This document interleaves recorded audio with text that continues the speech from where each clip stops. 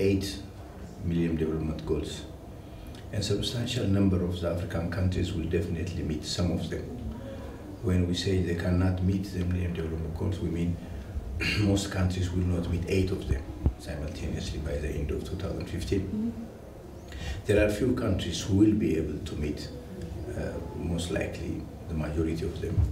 Countries like Botswana, Ethiopia, Ghana, a few others have made tremendous progress. In education, in health, particularly in girls' education, maternity, and the others, there are tremendous progress that's made.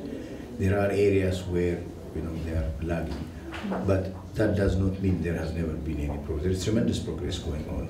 Sometimes for some countries, in terms of implementing the MDG accelerated programs, there may be slowness, therefore we might not be able to meet, but the majority of them they will meet. How do we measure success in terms of meeting the MDGs? Because some people would say, you've just referred to the girl child going to school, so the enrollment of young girls in primary schools, but others would say, if you look at other countries, for instance, there's been a regression in the number of schools that have been built in the last few years, and it's a negative indicator. You look at the number of graduates out of universities, one of them, but also the number of school leavers at the end of the school term.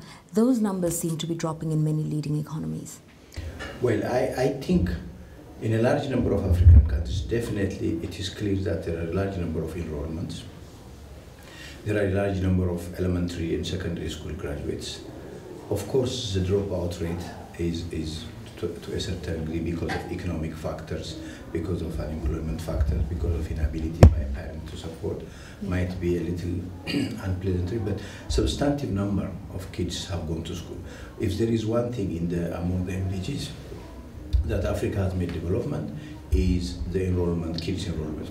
The most important concern now is the quality of education as opposed to the quantity. To come out as a skilled, productive citizen, we are working on the quality of the education. All right, now very soon we'll be celebrating the anniversary of Human Development Report. Just talk to us about where Africa fares this time. Well, generally all African countries have made progress, generally. Again, the low-income countries are on the bottom of the list, which Africa has a number of them. But on a general terms, there is a huge progress where we will be celebrating the 20th anniversary of human development. In those 20 years, we clearly see progress, particularly the last 10, 5, 6 years in Africa. Tremendous progress, and I think we're moving forward with that.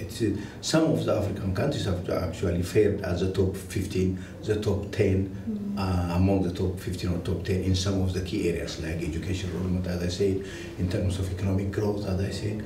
So there is progress, but progress is, is progressive, So in order to reach a middle income, high income level, it takes time. Economy is a process as opposed to an incident. Therefore, we see a tremendous progress. We are encouraged by the progress. Okay, we keep on using the term progress, and yet some people would say with the advent of the global financial crisis, 2008, 2009, we saw at least 1/5 of global development assistance or overseas development assistance coming into Africa drop. We've seen NGOs having to shut down. We've seen a lot of agencies for development work compromised financially because of this financial crisis. So how do we have progress in a situation where the resources to advance some of these agendas have been lacking? Yeah, I think it's regrettable that the amount of resources available to help these countries might be diminishing, and it will have a negative effect. But at the same time, there is tremendous activity in Africa now to look also inwards. There are potential resources, internal resource mobilization, revenue generating activities, and also efficiently, effectively using the local resources that we have in order to cover up for some of the shortcomings. So that way, I think there is a chance. And Africa is doing well in terms of growth. As you know, it's predicted that Africa will grow the next 2 years with 5.5%. Therefore, it shows a tremendous progress. The negative impact of the fallout from the global crisis is huge, but at the same time, Africa is also looking inward in order to compensate for that. All right, now if you had to give an assessment of how African countries have performed regionally, who would you say are the better performers? Well, I think we have several countries who are good performers. Ghana, Botswana, Ethiopia, and a couple of others. I think Mauritius is known for its persistent growth and one of the few countries that will be meeting the MDGs. Therefore, we have few countries and very progressively encouraging the moment we see. It's interesting you mentioned these countries because the leading African economies, South Africa, Nigeria, or Kenya, don't seem to feature high up on your list. And that would be disconcerting because these are the drivers of the economic agenda for growth in Africa. And yet these are also some of the countries that have the worst indicators for poverty and underdevelopment as well. Well, South Africa is the largest economy in Africa. 8% of the population, but 30% of the GDP is from South Africa. It's a huge economy. When we talk about current shows and recent trends, that does not mean the large amount and the impact of South African economy in Africa is insignificant. We're just making a comparative analysis. South Africa, Nigeria are major economies. There will be engine of growth when these economies grow. If your Nigerian economy grows, the whole surrounding in Benin, Cameroon, Niger, all this will have a huge impact. So it will serve as an engine of growth. We see South Africa, Nigeria, Angola, DRC, wealthy, resource-rich, huge countries are the source of dynamism, but they have to come up. South Africa is relatively positioned and it has an advanced economy. The Nigerians, in terms of resource and manpower and human power, they have quite tremendous. We expect them to take lead and take off. That will have a dynamic impact. The concern for many people is if these countries are the center and the engines for economic development, shouldn't they be examples in terms of meeting MDGs or following through on some of these human development indicators? The social inequalities in some of these countries is unfathomable.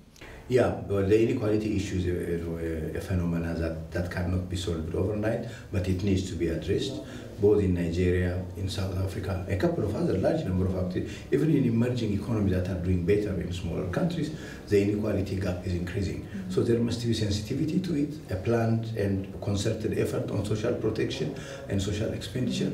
I think more African countries are now thinking and planning that way. Okay, and finally, as we talk about growth and sustaining growth, within that continuum is the whole question of poverty alleviation and whether or not you can pursue the two agendas simultaneously.